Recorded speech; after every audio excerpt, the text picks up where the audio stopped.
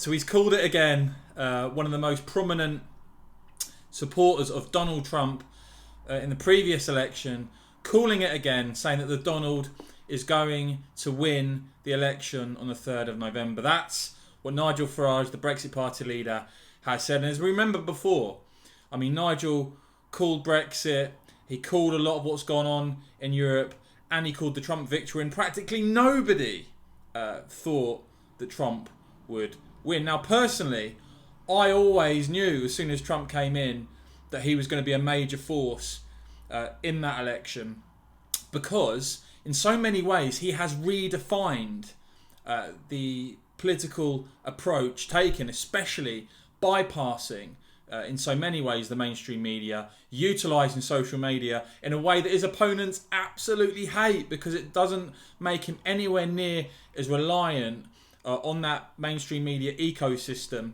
which in so many ways is heavily leaned against him. But Nigel calling it again, saying, I'm willing to stick my neck out again. Donald Trump will win on the 3rd of November 2020. Now, it's interesting, isn't it? Because there's so many polls coming out already, I've seen, giving Joe Biden, of course Trump's opponent, huge leads, and the degree of certainty is right up there. But it's sort of deja vu, isn't it? Because I remember the exact same thing with the Hillary Clinton contest all the way through. She was miles ahead according to the experts. Trump had no chance according to the experts, and the polls apparently showing that it was almost a certainty Clinton would win, and I expect we're going to see much of the same. But Nigel talking about in his Newsweek piece that has just come out about how he thinks there's never been a president so assailed from all sides, even before he took the oath, his inauguration. Obviously, we saw the Russia conspiracy, we saw the impeachment process, every attempt made to try and delegitimise him. Nigel saying the man has been solid as a rock. And yes, he talks about 2016 and the pollsters. The simple answer he's saying being that, there is a shy Trump effect. And people aren't necessarily forthcoming in a conversation about their support for Trump. And that Nigel saying in Newsweek that I would argue that an even greater number of people may be scared to express any conservative beliefs on a wide range of topics, this time distorting the polls in the process.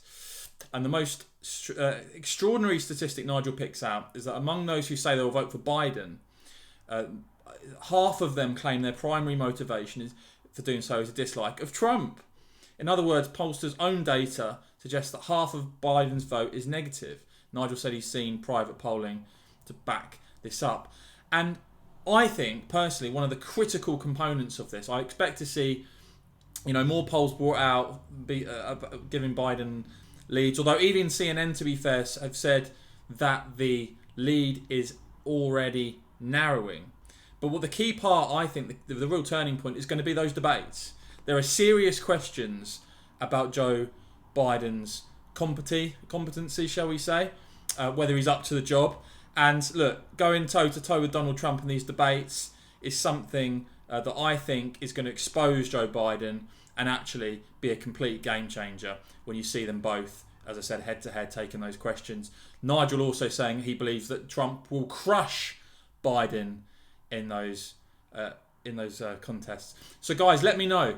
Do you think Nigel's got it right again? I do. I think Trump's going to win. I think you're going to see exactly the same trajectory as you did with Clinton. You're going to see lots of polls, lots of commentary saying Trump can't possibly win. It's going to be Biden.